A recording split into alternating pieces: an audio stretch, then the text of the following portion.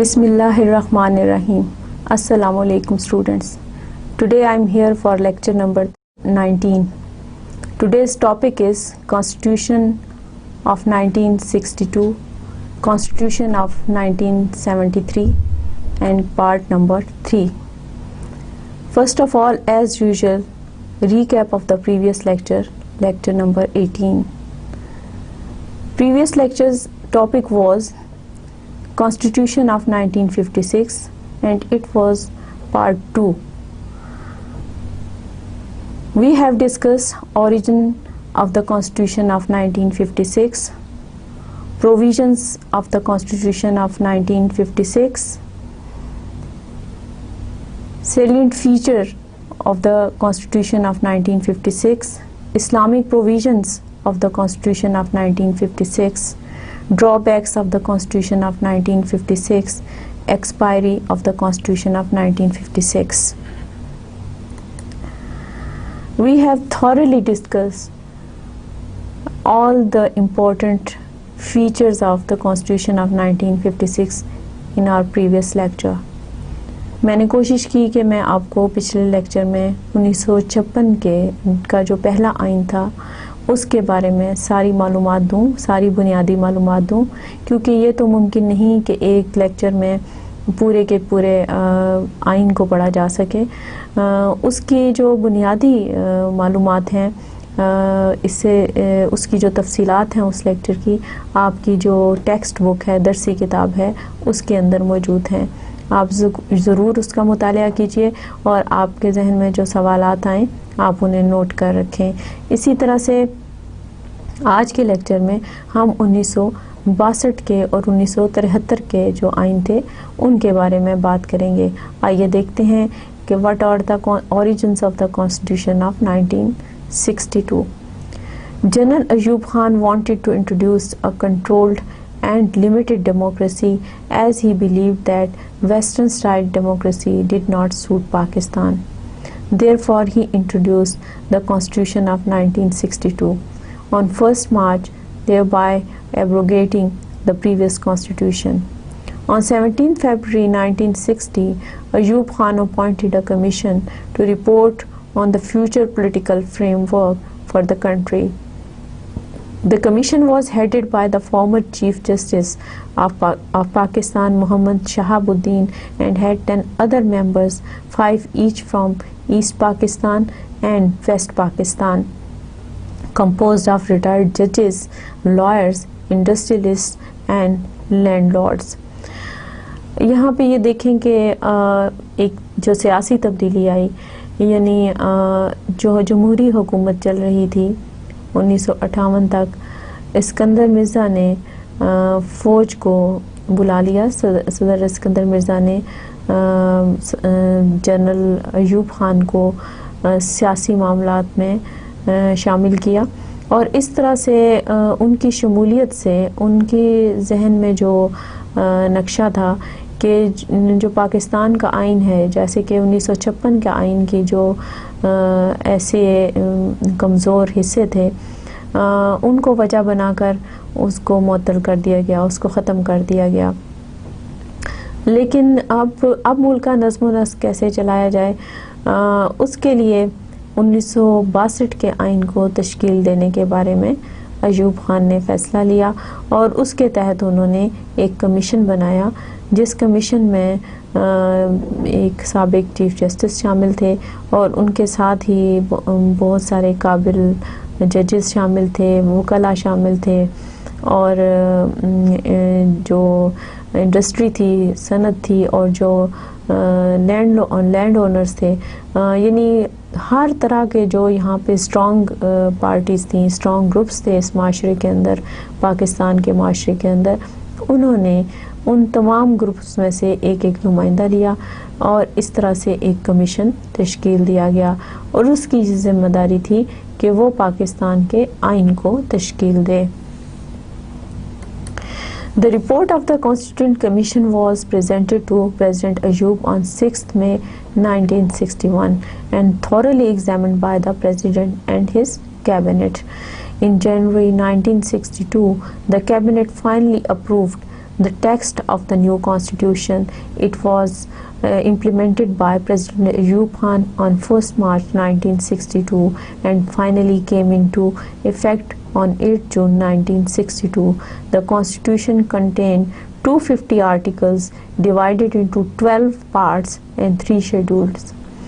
यहाँ पर ये देखें कि इस आइन को बनाने के काम में, इस ज़िम्मेदारी में बड़ी सूरत के साथ, बड़ी तनदही के साथ लोगों ने काम किया और आखिरकार 6 मई 1961 को जो है एक रिपोर्ट, एक ड्राफ्ट जो है वो सदर पाकिस्तान को पेश कर दिया गया और उसके साथ ही सदर पाकिस्तान ने अपनी काबीना के साथ मिलकर उस पर गौर व गौस शुरू किया और आखिरकार तकरीबन 5-6 माह के अरसे में इस पे काम करने के बाद उस ड्राफ्ट को, उस 1962 के आइन को बाकायदा आइनी शक्ल, बाकायदा कानूनी शक्ल दे दी गई और उसको मुल्क में लागू कर दिया गया। इस आइन की 250 शिकें थी, आर्टिकल्स थे और जिनको 12 मुख्तलिफ हिस्सों में तकसीम किया गया था और इसी तरह से 3 शेड्यूल थे। आप इसको पिछले 1956 के आइन के साथ कंपेयर कर सकते हैं। इसी तरह से The Constitution of 1962 divided for a presidential form of government as opposed to the parliamentary form of government under the 1956 Constitution. The president, who must be a Muslim not less than 35 years of age and qualified for election as a member of the National Assembly, was to be elected indirectly by the Electoral College in accordance with the provisions outlined in the Constitution itself. The Electoral College, formed by not less than 120,000 basic democracies, equally distributed between the two provinces. यहाँ पर आप ये देखें कि 1962 का जो आइन है वो पिछला जो 1956 का आइन था उससे बिल्कुल मुख्तलिफ था। यानी 1956 का जो आइन था वो एक फेडरल तर्ज हुकूमत को लिए हुए था, यानी मरकज़ और सूबों को के साथ मिलकर हुकूमत बनाने की बात उसमें की गई थी, जबकि 1962 का जो आइन था ये एक सदारती आइन था और उसका मतलब ये था कि उसमें जो सदर पाकिस्तान है उसको, उसके जो इख्तियारात हैं और उसकी जो काबिलियत है उस पर भरोसा किया जाए।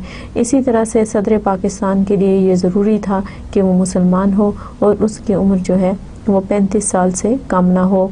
इसी तरह से सदर पाकिस्तान को जो इंतखाब था वो भी 1956 के आइन से बिल्कुल मुख्तलिफ अंदाज में किया गया और इस वक्त जो 1962 का आइन था इसमें सदर पाकिस्तान का जो इंतखाब था वो कौमी असम्बली के नुमाइंदों के बजाय ऐसे लोगों को करना था जो कि लोकल बॉडीज़ के थ्रू या बुनियादी जमहूरियतों के थ्रू जो है मुंतखब होकर आए और उनकी तादाद 1,20,000 थी पाकिस्तान के दोनों हिस्सों में, दोनों विंग्स में। और ये जो बेसिक डेमोक्रेट्स थे या जो जिनको बुनियादी जमहूरियतें कहा गया, इसमें पूरे मुल्क को, यानी पूरे मुल्क से मुराद पाकिस्तान के जो दोनों हिस्से थे, दोनों विंग्स थे, यानी मशरकी पाकिस्तान और मगरबी पाकिस्तान, उनको 120 हलकों में तकसीम कर दिया गया और ये जो 120 हलके थे उनमें से जो लोग चुने गए, जो लोग मुंतखब होकर आए, आम लोगों ने उनको वोट दिए, उनसे वो मुंतखब हुए और ये जो 1,20,000 मुंतखब लोग थे इनके वोटों से सदर पाकिस्तान का इंतखाब किया गया। इसी तरह से the term of the president was 5 years to act as head of state as well as chief executive, solely responsible for country's administration. Governors and ministers were appointed and removed by him. He was eligible to issue ordinances and veto against legislated laws by 2/3 of the National Assembly. However, the President was not empowered to dissolve the Assembly except at the cost of his office also. اسی طرح سے صدر پاکستان کا جو انتخاب تھا 1962 کے آئین کے مطابق 5 سال کے لیے کیا گیا، اور صدر پاکستان کو چیف ایگزیکٹو یعنی ہر طرح کے انتظامی امور میں سربراہ کی حیثیت حاصل تھی، اور اس کے ساتھ ہی صدر پاکستان کی یہ ذمہ داریوں میں شامل تھا کہ وہ صوبوں میں گورنر کا انتخاب کریں، اور جتنے بھی اہم سرکاری ایڈمنسٹریٹو پوسٹ ہیں، انتظامی عہدے ہیں، ان پر جو لوگ کام کریں ان کا انتخاب بھی صدر پاکستان کی ذمہ داری تھی. اسی طرح سے منسٹرز کا انتخاب کرنا بھی صدر پاکستان کی ذمہ داری تھی. آپ نے پچھلے لیکچر میں اس بات پر ہم نے بات کی تھی کہ 1962 کے آئین میں وزیر اعظم کا عہدہ نہیں رکھا گیا، اور یہ ایک گیپ ہے پھر وزیر اعظم کے عہدے میں، یعنی 1958 کے بعد سے لے کے 1973 تک کا جو عرصہ ہے، درمیانی عرصہ، جب تک کہ اس کے بعد اگلا آئین نہیں آ گیا، وزیر اعظم کا جو عہدہ ہے وہ ہمیں کہیں اس کا کوئی عمل یا اس کا کوئی کام یا اس کے بارے میں کوئی ثبوت نہیں ملتا، کیونکہ یہ طرز حکومت جو ہے اس میں وزیر اعظم کے عہدے کی گنجائش موجود نہیں تھی. اسی طرح سے صدر پاکستان کی یہ ذمہ داریوں میں شامل تھا کہ وہ آرڈیننس ایشو کر سکتے ہیں، اور 2/3 میجورٹی کے ساتھ قومی اسمبلی سے اپنے جو بھی ثوابدید ہو اس کے مطابق قانون سازی کروا سکتے ہیں، لیکن صدر پاکستان کو اس بات کا اختیار حاصل نہیں تھا کہ وہ اسمبلی کو معطل کر سکیں. اب یہاں پہ میں ایک چیز کی اور وضاحت کرتی چلوں کہ آرڈیننس کا کیا مطلب ہوتا ہے. آرڈیننس دراصل صدر مملکت کی طرف سے جاری کیا جانے والا ایسا حکم نامہ ہوتا ہے جو ملک کی صورتحال یا کسی خاص مسئلے کو دیکھتے ہوئے ملک میں جو ہے وہ جاری کیا جاتا ہے، اور اس کی 2 مہینے سے لے کر 3 مہینے تک آرڈیننس جو ہے وہ نافذ رہ سکتا ہے. لیکن اگر اس کو قانون کی حیثیت دینی ہو تو اس کے لیے ضروری ہوتا ہے کہ قومی اسمبلی کے نمائندوں سے اس کے بارے میں رائے لے لی جائے، اور اگر قومی اسمبلی میں بیٹھے ہوئے لوگ جو ہیں، جو نمائندے ہیں، وہ اس کے حق میں رائے دیں تو ایسے آرڈیننس کو ملک کے قانون کا حصہ بنا دیا جاتا ہے یا آئین کا حصہ بنا دیا جاتا ہے. On a charge of violating the constitution or a gross misconduct, the president might be impeached by the National Assembly, for which 1/3 of the total members of the National Assembly must give written notice to the Speaker for the removal of the President. اس میں یہ بھی بتایا گیا کہ صدر پاکستان کو کس طرح سے ان کے عہدے سے ہٹایا جا سکتا ہے کہ اگر 1/3 اکثریت جو ہے قومی اسمبلی کے نمائندوں کی وہ صدر مملکت کے خلاف اگر کوئی کارروائی کرتی ہے یا ان کے خلاف کوئی تحریک اسپیکر کے پاس کوئی تحریک جمع کرواتی ہے، تو ایسی صورت میں صدر مملکت کو ان کے عہدے سے ہٹایا جا سکتا تھا. لیکن تاریخ پاکستان میں ایسی ہمارے پاس کوئی مثال موجود نہیں ہے. The president was to be removed from office if the resolution for impeachment was passed by votes of not less than 3/4 of the total members of the assembly. اسی طرح سے جو یہ بتایا گیا ہے کہ صدر مملکت کو ہٹانے کے لیے کتنے نمائندوں کی ضرورت ہے، اور ان کے خلاف ایک تحریک اگر چلائی جاتی ہے تو اس میں قومی اسمبلی کے نمائندوں کی رضامندی ضروری ہے. اسی طرح سے a significant feature of the impeachment procedure was that if the resolution was removal of the president fails to obtain 1/2 of the total number of members of the National Assembly, the movers of the resolution would cease to be members of the National Assembly. اسی طرح سے اس بات کا بھی دھیان رکھا گیا کہ اگر ایک خاص خیال کے تحت صدر مملکت کے خلاف اگر کوئی ایسی تحریک اٹھائی جاتی ہے تو پھر ایسی صورت میں اگر یہ تحریک جو ہے وہ ناکام ہوتی ہے تو اس میں شامل ہونے والے نمائندے جو ہیں وہ پھر جو اسمبلی میں ان کی ممبرشپ ہے وہ برقرار رکھنا جو ہے وہ مشکل ہے. اسی طرح سے there was no restriction of religion for a person holding the office of the Speaker of the National Assembly. Secondly, if the President resigns from his office or vote of no confidence passes against him, then according to the Constitution, the Speaker would act as the President of the state till the election of new President. یہاں پر یہ شک بہت important ہے اور اس کو میں نے اس لیے اپنے لیکچر میں شامل کیا ہے تاکہ آپ کو آنے والے سیاسی حالات میں پتہ چلے کہ اگر ایک قانون بنایا جاتا ہے تو پھر اس کی پابندی کی جانی چاہیے، مگر یہ اس شک کی بھی آنے والے حالات میں پابندی نہیں کی گئی۔ اس میں یہ شک شامل کی گئی تھی کہ اگر کسی صورت میں صدر مملکت کو اپنے عہدے سے الگ ہونا ہوتا ہے تو ایسی صورت میں پھر جو اسپیکر آف دا اسمبلی ہوگا وہ صدر مملکت کے طور پر کام کر سکے گا، اور جب تک کہ نئے الیکشنز نہیں ہو جاتے۔ Under these special circumstances a non Muslim might get the chance to be an acting president of Pakistan, اور اسی طرح سے اگر کوئی نان مسلم ہے، غیر مسلم ہے، تو وہ بھی اسپیکر کے عہدے پر فائز ہو سکتا ہے، اور اگر کوئی ایسی ایمرجنسی والی صورتحال، ایسی مخصوص صورتحال سامنے آتی ہے تو اس صورت میں اس کو صدر پاکستان بنایا جا سکتا ہے۔ The Constitution of 1962 provided for elections of the central and provincial legislature for a term of 5 years. The members of the assemblies were elected by the basic Democrats. یہاں پر 1962 کا جو آئین تھا اس کے مطابق جو صوبائی حکومتیں تھیں، صوبائی مقننہ تھی، ان کی جو ٹائم تھا ان کو اسمبلیوں میں بیٹھنے کا جو اختیار حاصل تھا وہ تقریباً 5 سال تک تھا، اور یہ تمام کے تمام جو اسمبلیز میں نمائندے بیٹھے تھے ان کا جو انتخاب تھا وہ بنیادی جمہوریتوں کے انتخاب کے بعد عمل میں آیا تھا۔ The National Assembly was exclusively empowered to legislate for the central subjects. However, it could legislate on matters falling under provincial jurisdiction. The powers to impose taxes would lay with the central legislature.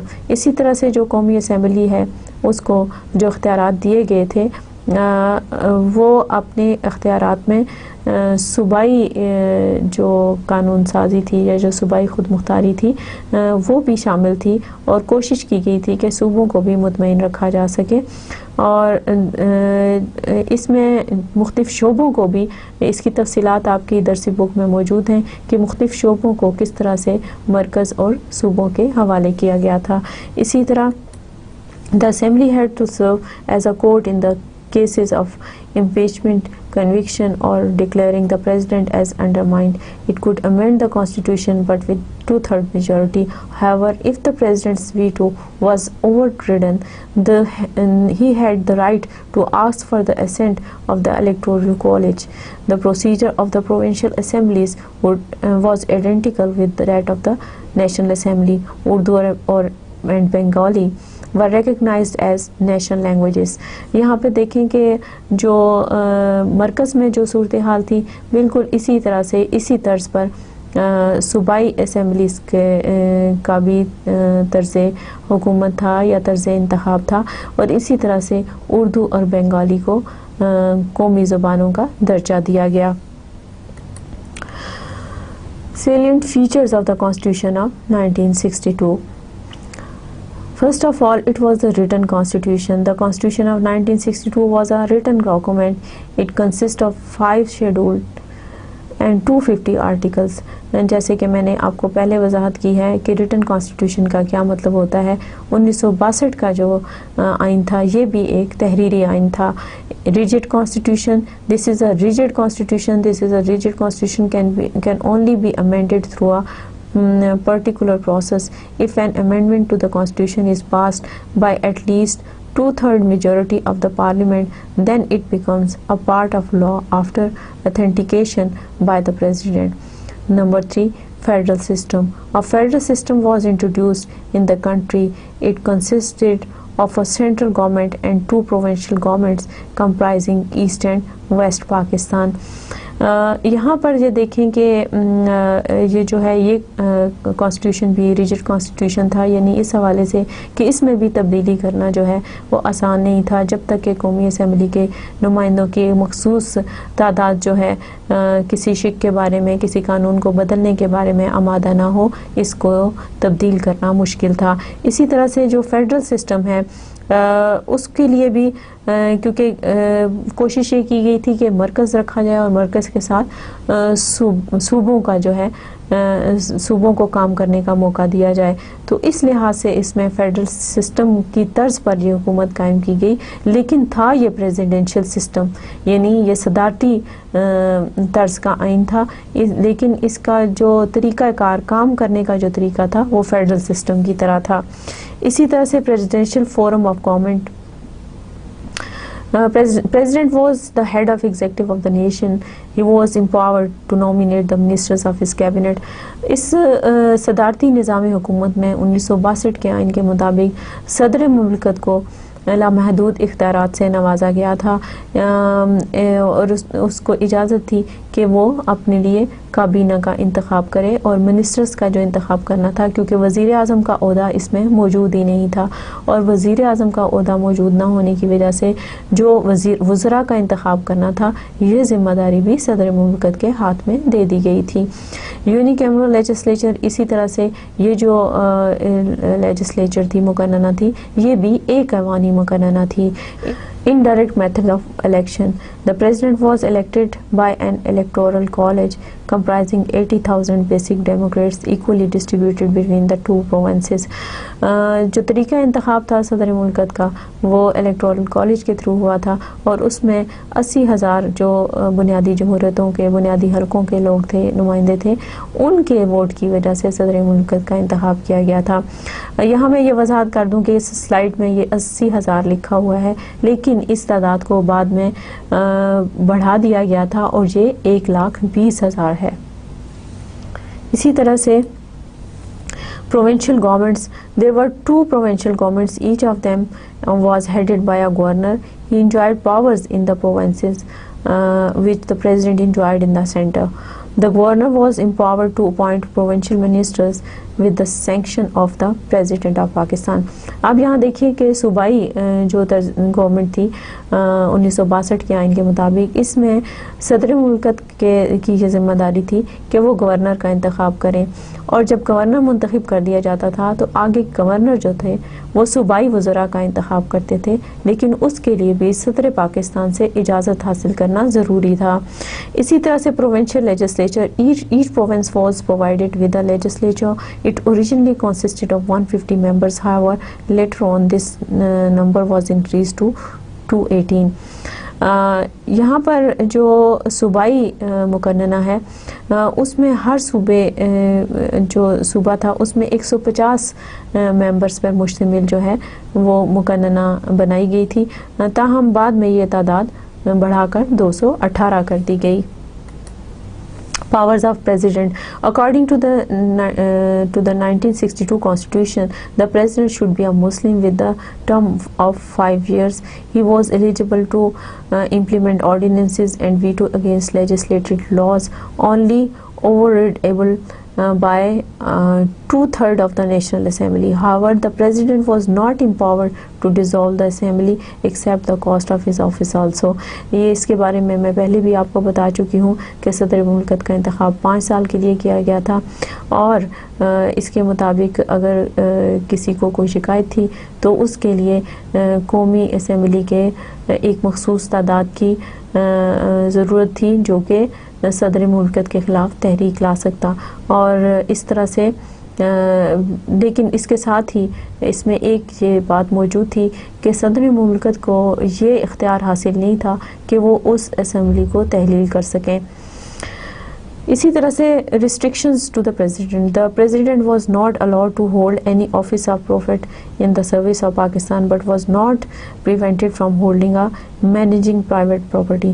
صدر مملکت کے اوپر یہ پابندی تھی کہ وہ اپنے پاس کوئی سرکاری عہدہ اور ایسی چیز نہیں رکھ سکتے تھے جو کہ منافع کے طور پہ یا ایسی پروفیٹیبل چیز ہو، جبکہ جو پرائیویٹ پراپرٹی تھی اس کے بارے میں جو ان کا سٹیٹس تھا یا جو ان کی معیار تھا اس کے مطابق جو ہے وہ پرائیویٹ پراپرٹی جو تھے وہ رکھ سکتے تھے۔ Islamic law, no law should be passed against the teachings of Quran and Sunnah and the existing laws would be made Islamic in character.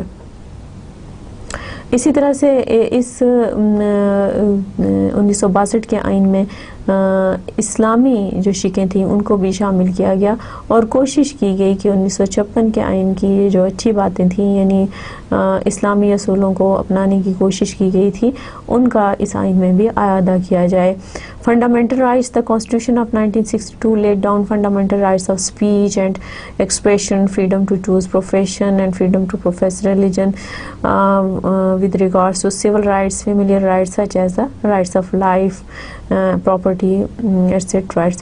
So جو بنیادی حقوق تھے جو کہ ایک شہری کو بنیادی حقوق حاصل ہونے چاہیے تھے 1962 کے آئین میں 1956 کے آئین کی طرح ان سارے حقوق کا اعادہ کیا گیا کہ وہ سارے حقوق جو تھے ان کی ضمانت دی گئی کہ پاکستان میں رہنے والے شہریوں کو ایک شہری کی حیثیت سے تمام بنیادی حقوق حاصل ہوں گے. اسی طرح سے role of judiciary. The judiciary was responsible for the interpretation of laws and executive orders in the light of the principles embodied in a written constitution. Languages Urdu اور Bengali were recognized as national languages.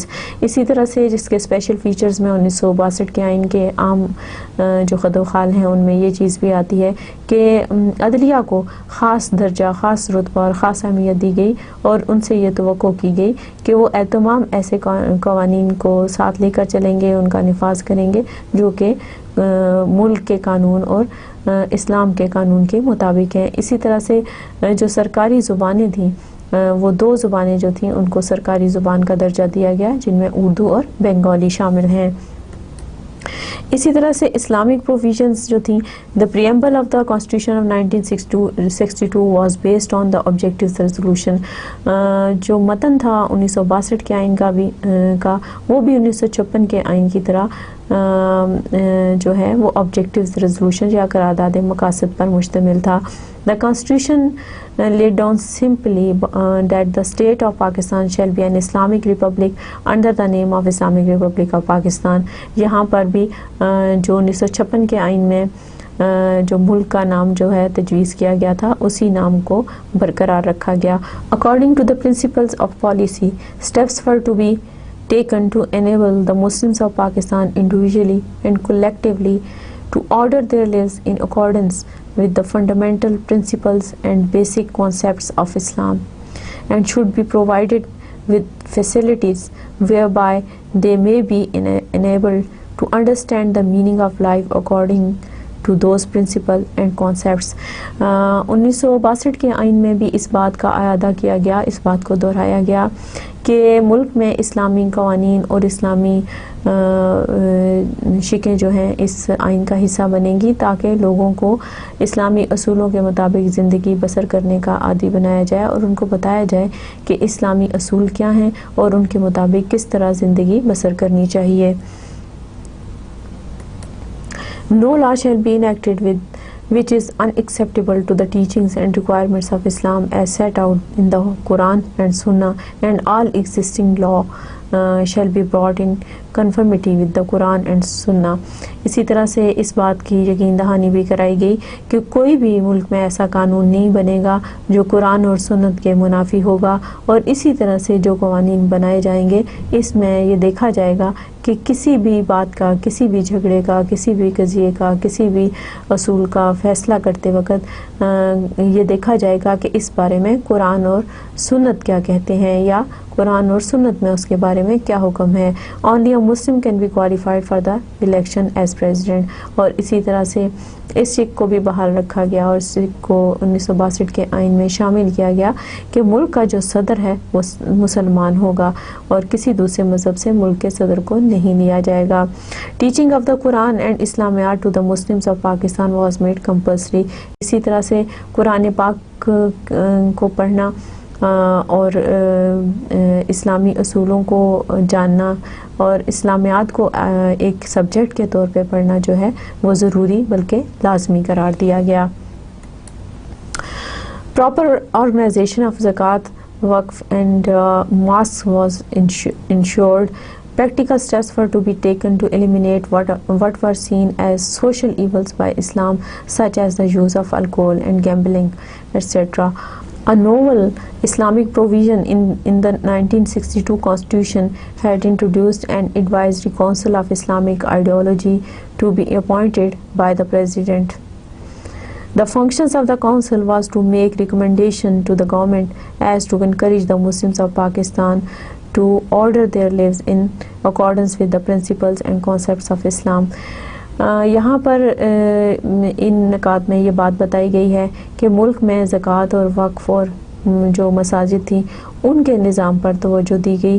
اسی طرح سے ایسے اقدام اٹھائے گئے جن میں کہ جو غیر اسلامی اور غیر شرعی کام تھے جیسے کہ شراب نوشی اور جوا ان پر پابندی لگائی گئی.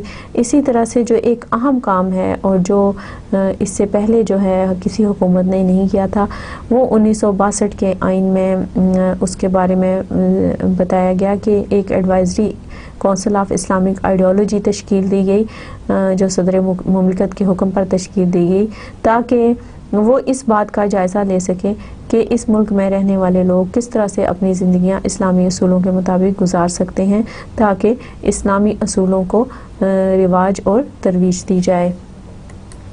There shall be an organization to be known as Islamic Research Institute, which shall be established by the President. The function of the institute was to undertake Islamic research and instruction in Islam for the purpose of assisting in the reconstruction of Muslim society on a truly Islamic basis. The state should work to strengthen the bonds of unity among Muslim countries.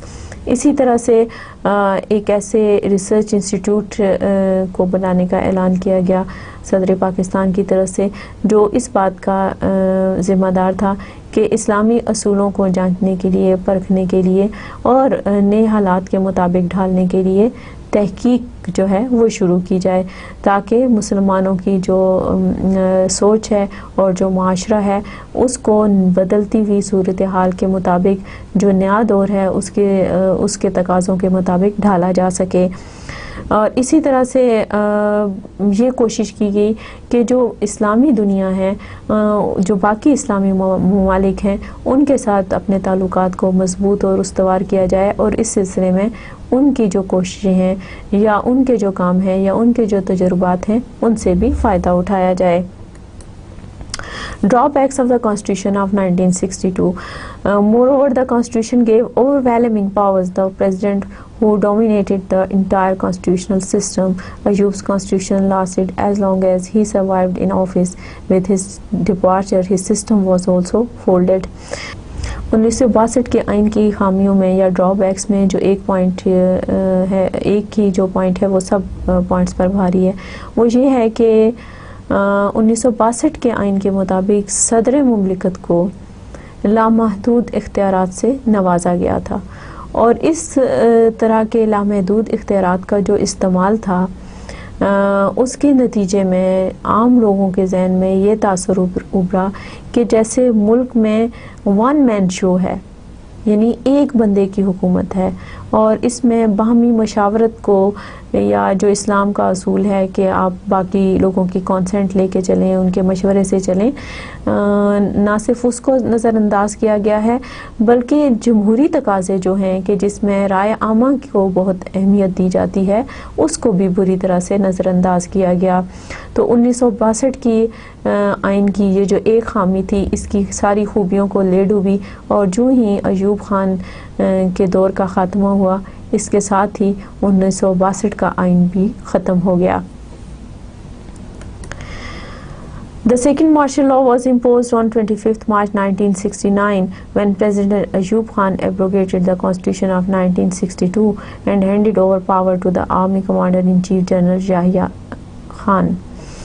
On assuming the presidency, General Yahya Khan agreed to popular demands of abolishing the one-unit system in West Pakistan and ordered general elections on the principle of one man, one vote.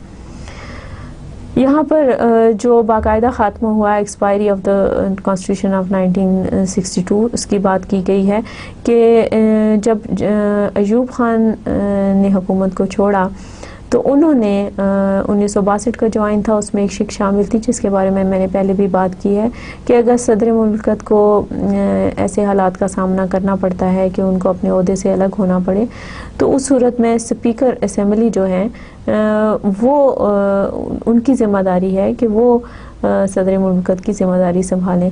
صدر ایوب خان نے speaker کے بجائے اس وقت کے commander in chief general Agha Muhammad Yahya Khan کے حوالے حکومت کو کیا اور اس طرح سے جنرل یحییٰ خان نے حکومت سنبھالتے ہی یہ کوشش کی کہ جو لوگوں کا مطالبہ ہے یعنی 1 یونٹ جو اس سے پہلے یعنی بنگال کو ایک صوبہ قرار دیا گیا اور ایک صوبہ مغربی پاکستان کو قرار دیا گیا اس کو ختم کر دیا جائے. تو اس بات کو انہوں نے مان لیا اور اس کے ساتھ ہی انہوں نے اس بات کا اعلان کیا کہ ملک میں الیکشنز کروائے جائیں گے اور الیکشن جو ہے ایک ووٹ اور ایک بندہ جیسے کوئی ہر ایک کو ووٹ دینے کا حق حاصل ہوگا اور اس لحاظ سے الیکشنز جو ہیں وہ کروانے کے بعد ملک کو دوبارہ جمہوریت کے راستے پر ڈالا جائے گا. Now analysis of the main features of the Constitution of 1962. مختصراً میں آپ کو بتا دوں تاکہ آپ کے ذہن میں ایک امیج بن جائے کہ 1962 کا آئین جو تھا وہ آخر ہے کیا تھا, کیونکہ ابھی تو میں نے ساری شکیں بیان کی ہیں, اس کے مقاصد بیان کیے اور اس میں سے بہت ساری ڈیٹیل جو ہے آپ کی درسی کتاب میں بھی موجود ہے, لیکن ایک مختصر جائزہ لیتے ہیں, ایک مختصر تجزیہ کرتے ہیں کہ 1962 کا آئین کیا تھا. Presidential form of government, basic democracy system was introduced, principle of maximum provincial autonomy, equality of mankind, independence of judiciary, rights of minorities. Islamic Advisory Council was constituted to advise government over Islamic lawmaking. Framework order highlighting the principle on which the future elections had to be held. یہ چند عام نکات ہیں جو کہ 1962 کے آئین کے مطابق ہیں. اسی طرح سے the LFO brought an end to parity between East and West Pakistan, accepting the numerical majority of the eastern wing. It also gave up the indirect elections as had been introduced by Ayub Khan. After taking control of the government in 1971, Zulfikar Ali Bhutto started work on a democratic constitution for the country. اسی طرح سے جو 1962 کا آئین ہے اس کے جو عام نکات تھے اس میں اچھی باتیں بھی تھیں, لیکن ڈرا بیکس میں نے آپ کو پہلے بتایا کہ یہ بات شامل تھی کہ ایک شخص کو بہت زیادہ اختیارات دے دیے گئے تھے, وزیر اعظم کا عہدہ ختم کر دیا گیا تھا, گورنر جو تھے وہ بھی صوبوں میں صدر مملکت کی اجازت کے بغیر آزادانہ کام نہیں کر سکتے تھے, بلکہ انہیں ہر بات میں صدر مملکت سے مشورہ لینا ان کے لیے ضروری تھا. جب یہ آئین ختم ہو گیا تو اس کے بعد ذوالفقار علی بھٹو نے 1971 میں دوبارہ سے نئے سرے سے ملک میں آئین سازی کا کام شروع کیا. اور آپ کی یاد دہانی کے لیے یہ بھی بتاتی چلوں کہ اس وقت تک پاکستان کا ایک حصہ ہم سے جدا ہو چکا تھا اور اس کے بارے میں ہم اپنے پچھلے لیکچرز میں پہلے بات کر چکے ہیں, یعنی مشرقی پاکستان جو ہے وہ بنگلہ دیش کی حیثیت سے اس دنیا کے نقشے پر وجود میں آ چکا تھا.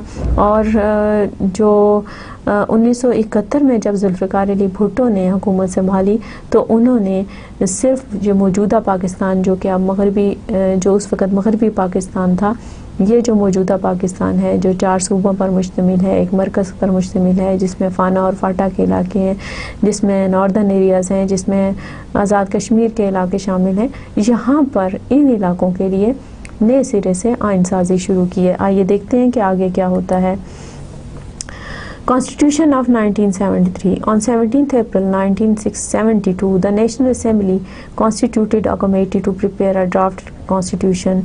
The committee worked hard and prepared the draft of the constitution, which was presented to the leaders of all parliamentary leaders on 20th October 1972. 1970 میں جو انتخابات عمل میں لائے گئے تھے ان کے نتیجے میں جو اسمبلی بنی تھی ان نمائندوں کو ایک جگہ پہ اکٹھا کیا گیا اور اس اسمبلی نے 1973 کے آئین کے ڈرافٹ کے اوپر کام شروع کیا اور بڑی محنت کے بعد انتہائی مختصر عرصے میں ہر مکتبہ فکر سے تعلق رکھنے والے لوگوں کی رائے لے کر ایک ڈرافٹ جو ہے 1972 میں 20 اکتوبر 1972 میں پارلیمنٹ میں پیش کر دیا گیا. All the leaders signed the draft. After that, it was discussed and debated in the National Assembly, which gave its approval on 10th April 1973, and President gave his assent on 12th April 1973. Finally, the Senate approved the Constitution in August 1973. اسی طرح سے صدر مملکت نے اور قومی assembly نے اور پھر اس کے بعد سینٹ نے اس کے اوپر سیر حاصل بحث کی اور بحث کرنے کے بعد بحث و تمیز کے بعد ہر طرح سے اس کا جائزہ لینے کے بعد آخر کار اگست 1973 کو اس کو پاکستان کے آئین کے طور پہ منظور کر لیا گیا. Consequently, the Constitution was enforced in the country on 14th August 1973. According to the Constitution of 1973, Mr. Zulfikar Ali Bhutto took over as the 10th Prime Minister and Mr. Fazal Elahi was sworn in as the President of Pakistan. 1973 کے آئین کو باقاعدہ اس کا جو ملک میں نفاذ ہے وہ 14 اگست 1973 کو کر دیا گیا اور اس طرح سے ذوالفقار علی بھٹو نے وزیر اعظم کی حیثیت سے اپنے عہدے کا حلف اٹھایا اور فضل الہی چودھری نے صدر پاکستان کی حیثیت سے اپنے عہدے کا حلف اٹھایا. Salient features of the Constitution of 1973. The Constitution of 1973 is extremely different from the earlier Constitution of 1956 and 1962. It has the following salient features.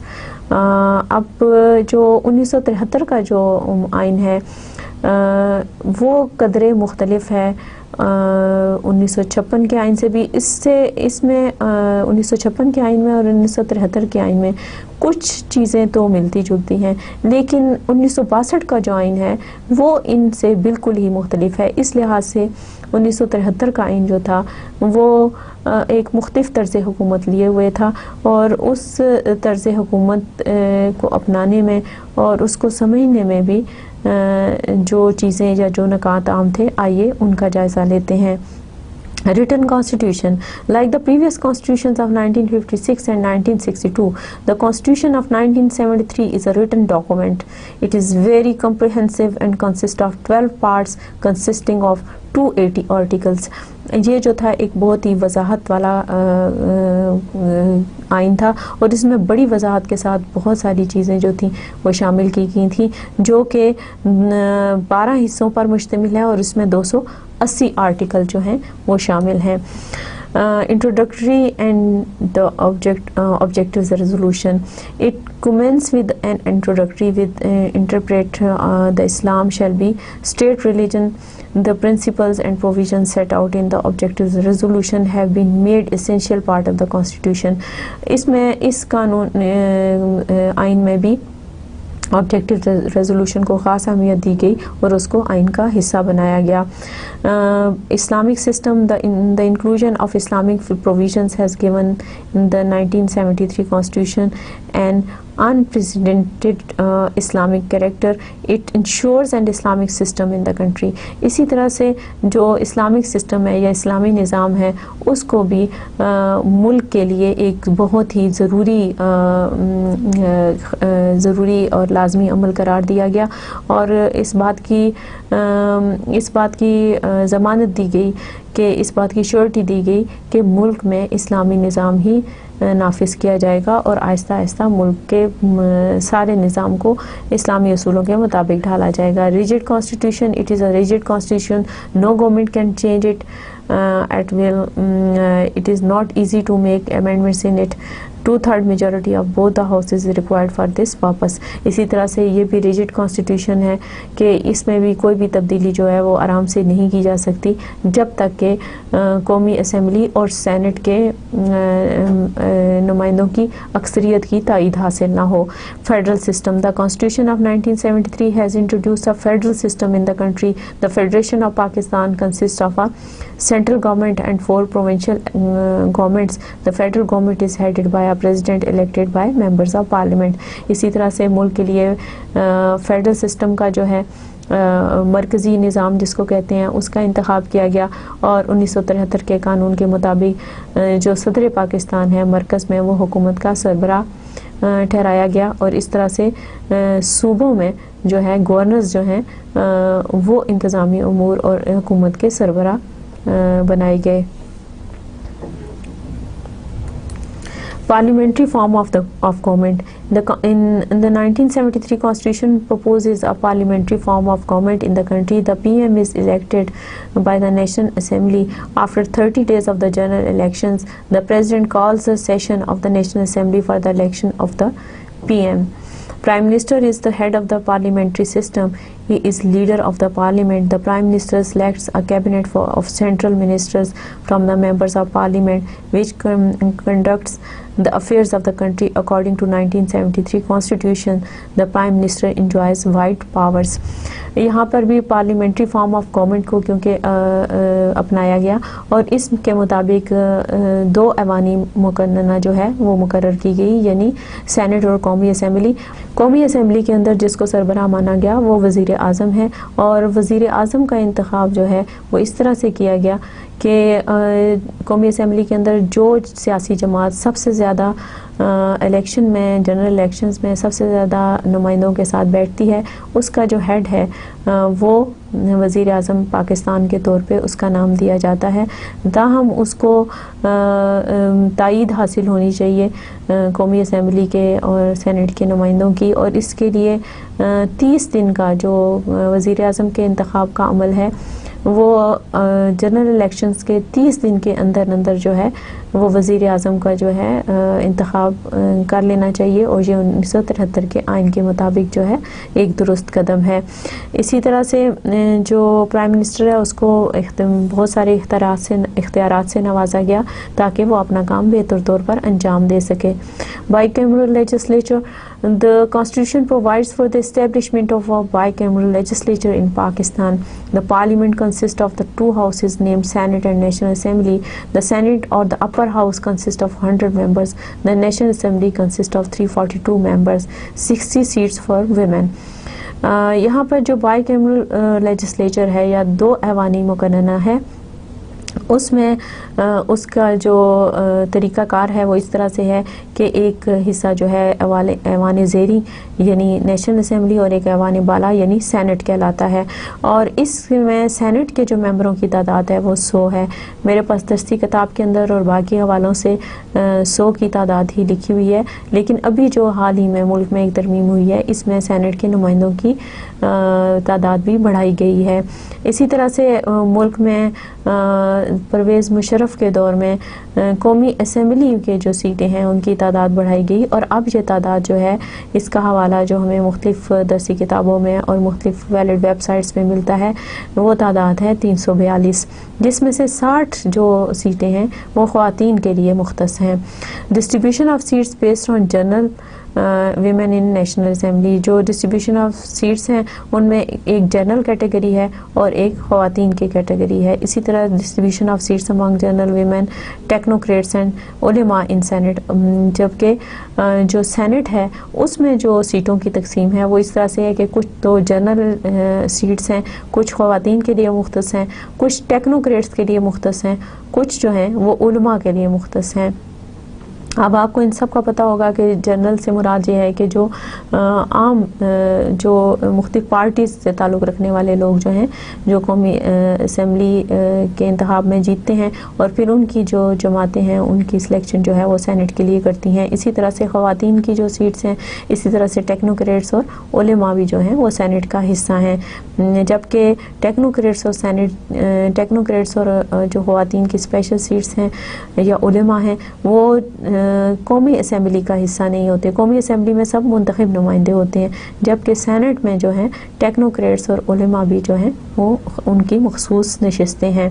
اسی طرح سے ان provincial assemblies distribution is among general women and minorities in all provinces. اسی طرح سے صوبائی اسمبلیوں میں بھی خواتین کے لیے اور اقلیتوں کے لیے نشستیں مختص ہیں.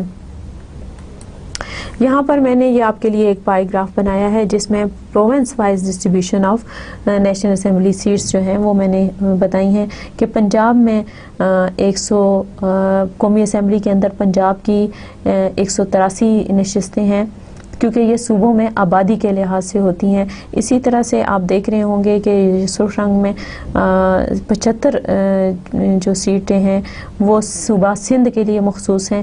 اسی طرح سے خیبر پختونخوا کی 43 سیٹیں ہیں.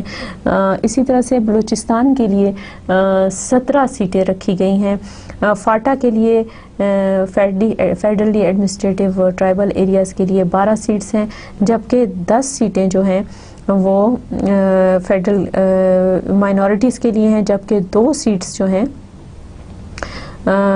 وہ فیڈرل کیپٹل کے لیے مختص کی گئی ہیں. اس سے آپ کو اندازہ ہوگا کہ کس طرح سے 342 سیٹیں جو ہیں وہ قومی اسمبلی کے اندر تقسیم کی گئی ہیں. ان کی تقسیم کس طرح سے کی گئی ہے, صوبوں میں ان کی تقسیم کس طرح سے کی گئی ہے اور فاٹا میں ان کی تقسیم کس طرح سے ہے, پھر فیڈرل کیپٹل کے لیے اور مائنورٹیز کو جو ہیں وہ کس طرح سے یہ سیٹیں جو ہیں برابر تقسیم کی گئی ہیں اور اس طرح سے ہم نے قومی اسمبلی بنائی ہے. یعنی یہ 342 سیٹوں کی تعداد ہے جو کہ ایوان زیری, اردو میں اس کو ایوان زیری کہتے ہیں, قومی اسمبلی کہتے ہیں یا انگلش میں اس کو نیشنل اسمبلی کہتے ہیں. اسی طرح سے distribution of seats in Senate, distribution of seats in Senate میں میرے پاس کیونکہ تعداد جو اس وقت دستیاب جو حوالے تھے ان کے مطابق 100 تھی, اسی کے مطابق میں نے یہ گراف بنایا ہے. اس میں آپ دیکھ سکتے ہیں کہ 22 سیٹیں جو ہیں وہ پنجاب کے لیے مختص ہیں, 22 سیٹیں ہی سندھ کے لیے مختص ہیں, 22 سیٹیں ہی خیبر پختونخوا کے لیے اور 22 سیٹیں ہی جو ہے بلوچستان کے لیے مختص کی گئی ہیں. یعنی سینٹ میں بالحاظ آبادی یا بالحاظ رقبہ یا اس طرح کی کسی چیز کا خیال نہیں رکھا گیا بلکہ سینٹ کی جو سیٹوں کی تقسیم ہے وہ چاروں صوبوں میں برابر کی گئی ہے. اسی طرح سے فاٹا کے لیے 8 سیٹیں ہیں, فیڈرل کیپٹل کے لیے 4 سیٹیں جو ہیں وہ سینٹ کے اندر یا ایوان بالا کے اندر جو ہے وہ مختص کی گئی ہیں. اب آتے ہیں پروونشل اسمبلیز کی سیٹس کی طرف.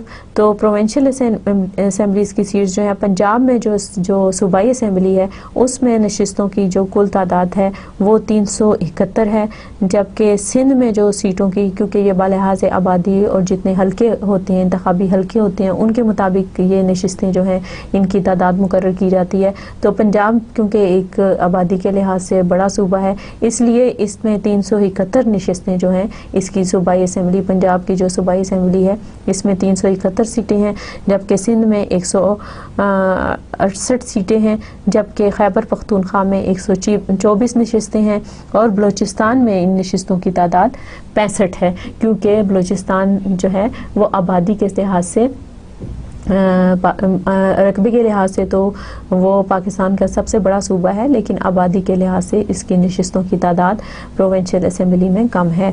اسی طرح سے ڈائریکٹ میتھڈ آف الیکشن ہے. دا constitution of 1973 gives a direct method of election. The members of the National Assembly, the provincial assemblies are directly elected by the people.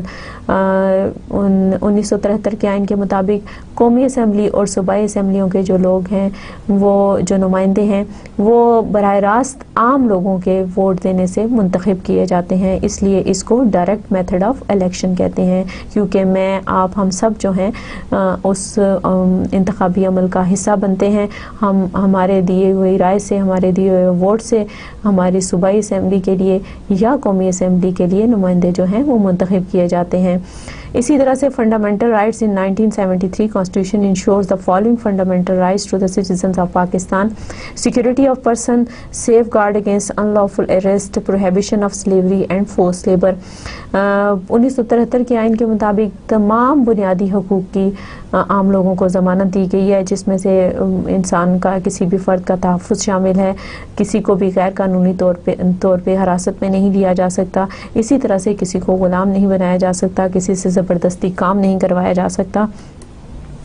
یہاں پہ فریڈم آف موومنٹ ہے، یعنی آپ کو آنے جانے کی آزادی ہے، آپ کو اسمبلی سے مراد ہے کہ اگر آپ کسی جگہ پہ اکٹھا ہونا چاہتے ہیں، کوئی مل بیٹھ کے اکٹھے ہو کے کام کرنا چاہتے ہیں، اس چیز کی اجازت ہے، اس ایسوسیشن کی اجازت ہے۔ یہاں پہ جو مختلف گروپس ہیں، جو مختلف ورکنگ گروپس ہیں، یا جو بھی لسانی یا مذہبی یا جو بھی گروپ یہاں پہ یا جو لوگ کام کر رہے ہیں، ان کے ساتھ آپ کو بات کرنے کی اجازت ہے، بیٹھنے کی اجازت ہے، اس پہ کوئی پابندی نہیں ہے۔ آپ کو جو بھی کاروبار کرنا چاہیں اس کی اجازت ہے، آپ کو خیالات کے اظہار کی اجازت ہے، آپ کو جو بھی مذہب اختیار کرنا چاہیں اس کی اجازت ہے۔ اسی طرح سے آپ کو جائیداد بنانے کا اختیار حاصل ہے۔ قانون کی نظر میں سب برابر ہیں، اور جو آپ کی جو زبان اور جو طرز تحریر یا جو آپ کا کلچر ہے، ان سب کے حفاظت اور حقوق کی ضمانت دی گئی ہے، کیونکہ یہ وہ بیسک چیزیں ہیں جو کہ کسی بھی جگہ پر رہنے والے لوگوں کو کے لیے عام اور بنیادی سہولتوں میں شمار ہوتی ہیں۔ تو ان سب بنیادی حقوق کی ضمانت جو ہے 1973 کے آئین میں دی گئی ہے۔ اسی طرح سے principle of policy, The Constitution of 1973 has set the following principle of policy. یہ پالیسی بنانے کے لیے کیا اصول ہونے چاہیے؟ اس کے مطابق local electoral bodies will be set up for solving local problems. The prejudice shall be discouraged. The women shall be given full representation in all spheres of national life. Social justice shall be promoted. Bonds with Muslim world shall be strengthened. یہاں پہ آپ دیکھیں کہ جو ملک کی جو بنیادی policy بنانی ہے، ان میں یہ جو نمایاں نکات ہیں، ان میں یہ چیز شامل ہے کہ تعصب کی جو ہے حوصلہ شکنی کی گئی ہے، کہ کسی بھی طرح کا جو تعصب ہے اس کی اجازت نہیں دی جائے گی، اور اس طرح کے جو مسائل ہیں وہ لوکل سطح پر یا بنیادی سطح پر ہی حل کر لیے جائیں گے۔ اسی طرح سے خواتین کو جو ہے وہ ملک میں پوری طرح سے عزت اور وقار دیا جائے گا، اور ان کو زندگی کے ہر شعبے میں کام کرنے کی مکمل آزادی ہوگی۔ اسی طرح سے جو سماجی انصاف ہے اس کو رواج دیا جائے گا، اور اس کے ساتھ ساتھ جو اسلامی دنیا ہے اس کے ساتھ ہم اپنے روابط مزید مضبوط اور استوار کریں گے۔ Independence of judiciary. The Constitution of 1973 stresses upon the establishment of judiciary, and full job security has been provided. The judges are appointed by the President. They cannot be removed from service before the end of their term except on the recommendation of the Supreme Judicial Council. In addition, the judges are paid respectable salaries. اسی طرح سے عدلیہ کو تحفظ دینے کے لیے عدلیہ کو اپنا کام پورے اعتماد اور پورے اتحاد کے ساتھ پوری طرح سے پوری دل جمعی کے ساتھ کام کرنے کے لیے عدلیہ کو بہت ساری سہولتیں دی گئی ہیں۔ ان کو جو ان کی سروسز ہیں اس کے بدلے میں بہت اچھی تنخواہ دی جاتی ہے، اور اس کے علاوہ ان کو پورا تحفظ فراہم کیا جاتا ہے، اور ان کو ان کے عہدے سے کوئی نہیں ہٹا سکتا، اور اگر کسی جج کو اگر اس کے عہدے سے ہٹانا ہو تو اس کے لیے باقاعدہ سپریم جوڈیشل کونسل موجود ہے کہ اس کی مرضی کے بغیر، اس کے فیصلے کے بغیر کسی بھی جج کو اس کے عہدے سے نہیں ہٹایا جا سکتا۔ اسی طرح سے national languages in 1973 Constitution has declared Urdu as the national language of Pakistan. However, English has been retained as the official language. 1973 کے آئین کے مطابق اردو کو جو ہے وہ قومی زبان کا درجہ دیا گیا ہے، تاہم انگریزی زبان کو جو ہے جب تک کہ ہمارے پاس تمام کی تمام جدید جو شکیں ہیں، کتابیں ہیں یا تحقیقات ہیں یا جو دفتری معاملات میں جو زبان استعمال کی جاتی ہے، ہمارے پاس اگر اس کا مکمل فارمیٹ اردو میں موجود نہیں ہے، اس وقت تک ہمیں انگریزی زبان کو بطور سرکاری زبان، دفتری زبان جو ہے اس کو اختیار کرنے کے بارے میں 1973 کے آئین میں بات کی گئی ہے، اور جبکہ قومی زبان کے طور پہ اردو کو جو ہے قومی زبان کا درجہ دیا گیا ہے۔ Analysis of the constitution of 1973. اب یہاں پر میں مختصر ایک تجزیہ کر رہی ہوں کہ آخر 1973 کا آئین جو ہے وہ کس لحاظ سے اچھا ہے اور اس میں کیا چیزیں اچھی موجود ہیں۔ پارلیمنٹری فارم آف گورنمنٹ ہے ایک تو یہ، prime minister as the head and real executive of government, ordinances to be countersigned by the prime minister. یہاں پر دیکھیں کہ پرائم منسٹر جو ہے وہ اس کو زیادہ اختیارات حاصل ہیں انتظامی شعبے میں، یعنی ملک کا انتظام اور نظم و نسق چلانے میں اصل میں وزیر اعظم ذمہ دار ہے. اور وزیر اعظم تنہا ذمہ دار نہیں بلکہ اس کے ساتھ ایک گروپ، ورکنگ گروپ ہے اس کے وزراء کے، اس کے کیبنٹ کی شکل میں.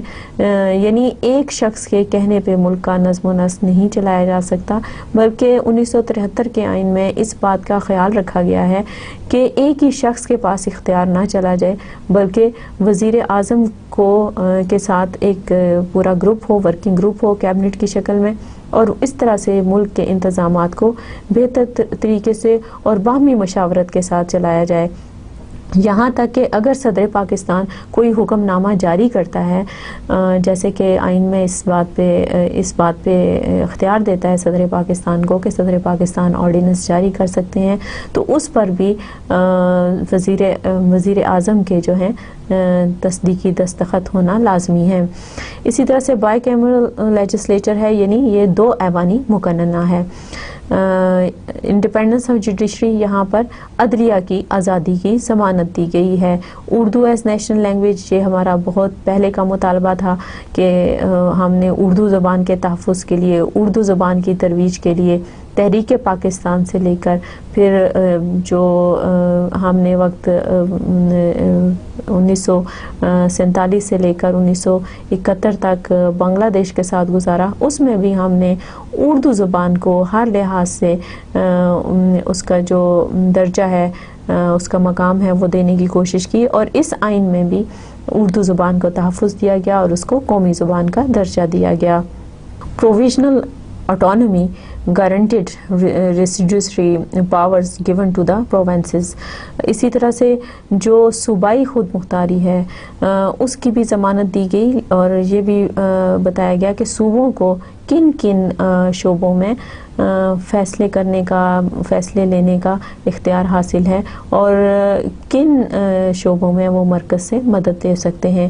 A clear and definite definition for Muslim was given. اسی طرح سے کہ مسلمان کی کیا تعریف ہے اور مسلمان کو کیسا ہونا چاہیے، اس کے بارے میں بھی 1973 کے آئین میں مکمل وضاحت موجود ہے. An Islamic Ideology Council was set up for framing of laws for Islamic injunctions. اسی طرح سے ملکی قوانین کو اسلامی اصولوں کے مطابق بنانے کے لیے جو اسلامک آئیڈیالوجی کونسل تھی اس کو بھی برقرار رکھا گیا تاکہ ملک کے جو قوانین ہیں وہ بتدریج جو ہے اسلامی سانچے میں ڈھالے جائیں. اور آخرکار جو کہ ہمارا مطالبہ تھا، جس بات کے لیے ہم نے یہ زمین کا ٹکڑا حاصل کیا تھا، یہ ملک حاصل کیا تھا، اس کے لیے اتنی قربانیاں دی گئیں تاکہ ہم آہستہ آہستہ سارے کے سارے قوانین جو ہیں وہ اسلامی اصولوں کے مطابق ڈھال کر دنیا کے سامنے پاکستان کو ایک مثالی ریاست کے طور پر پیش کر سکیں. اور ان سب چیزوں کی جو ضمانت ہے یا ان سب چیزوں کے لیے جو قدم اٹھانے کی ضرورت تھی وہ یہاں پر 1973 کے آئین میں موجود ہیں. تو اس طرح سے یہ جائزہ مکمل ہوتا ہے کہ 1973 کا آئین جو ہے اس میں کیا اہم نکات شامل تھے. اب آتے ہیں اس بات کی طرف، سمری کی طرف، کہ آج کے لیکچر میں ہم نے کن اہم نکات پر بات کی ہے. تو آئیے دیکھتے ہیں کہ آج ہم نے کون کون سے اہم نکات جو ہیں وہ ڈسکس کیے ہیں. آج کا ٹاپک تھا constitution of 1962 and Constitution of 1973 and it was the third part of Constitution development topic. Origins, provisions and salient features Islamic provisions of the Constitution of 1962. یہاں پر ہم نے کہ 1962 کے آئین جو ہے اس کا اوریجن کیا تھا، وہ بنا کیسے، اس میں پروویژنز، اس میں شکیں کیا تھیں، اس میں عام جو خد و خال تھے وہ کیا تھے، اور اس میں اسلامک شکیں جو تھیں وہ کون سی شامل کی گئیں. ہم نے 1962 کے آئین پر پوری تفصیل کے ساتھ بات کی. Drawbacks, expiry analysis and main features of the constitution of 1962. اس کے بعد ہم نے 1962 کے آئین کی خامیوں پر بات کی، اس کے خاتمے پر بات کی، اور ہم نے اس اس بات کا بھی تجزیہ کیا کہ 1962 کے آئین میں ایسی کون سی چیزیں شامل تھیں جو کہ اس کے 1962 کے آئین کو ایک آئین کے درجے کے طور پہ اس کو لیا گیا اور اس کے تحت بہت عرصے تک تقریباً 10 سال سے زیادہ عرصے تک پاکستان میں اس آئین کے تحت 1962 کے آئین کے تحت حکومت چلائی گئی۔ اسی طرح سے پھر ہم نے جائزہ لیا کہ کانسٹیٹیوشن آف 1973 کیا ہے، 1973 کا آئین کیسے بنا، یہ کن حالات میں بنا، کیا سیاسی تبدیلی آئی، کیوں ہمیں جو ہے ملک کے لیے ایک آئین بنانے کی ضرورت محسوس ہوئی، اس پہ ہم نے بات کی، اس کے بیک گراؤنڈ پہ ہم نے بات کی، اور پھر اس کی شروعات کیسے ہوئی اس پر بات کی گئی۔ اسی طرح سے ہم نے سیلینٹ فیچرز آف 1973 کانسٹیٹیوشن جو ہے اس کے 1973 کے جو آئین کے اہم نکات تھے، اس کے عام خط و خال تھے، ہم نے اس پر بات کی۔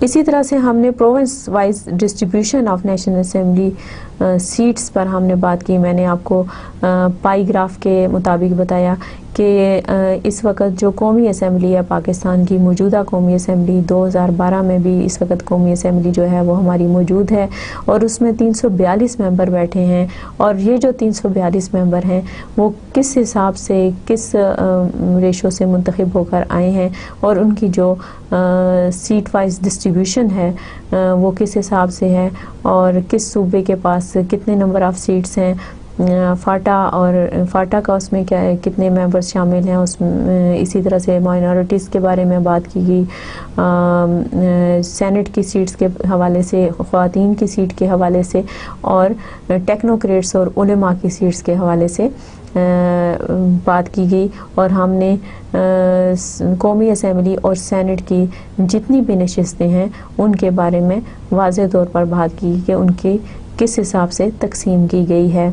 اسی طرح سے ہم نے پروونشل اسمبلیز کے بارے میں بات کی، اس میں بھی میں نے آپ کو ایک پائی گراف دکھایا جس کے مطابق کیونکہ آبادی کے لحاظ سے صوبوں میں مختلف حلقے بنائے جاتے ہیں، اور ان حلقوں کے مطابق مختلف امیدوار جو ہیں وہ جنرل الیکشن میں کھڑے کیے جاتے ہیں، تو ان کے مطابق جو پروونشل اسمبلیز ہیں ان کے نمائندوں کی جو تعداد ہے وہ ان حلقوں کے مطابق مقرر کی جاتی ہے، تو اس کے بارے میں ہم نے تفصیل سے گفتگو کی۔ اسی طرح سے انالیسس آف کانسٹیٹیوشن آف 1973 کیا گیا۔ میں نے آپ کو بتایا ہے کہ صرف یہ بیان کر دینا کہ آئین کیسا تھا، کیسا ہونا چاہیے، یا اس میں کیا شقیں شامل ہیں، آج کے دور کے طالب علم کے لیے صرف اتنا کافی نہیں ہے، بلکہ یہ بھی کہ اس کا تجزیہ کیا جائے۔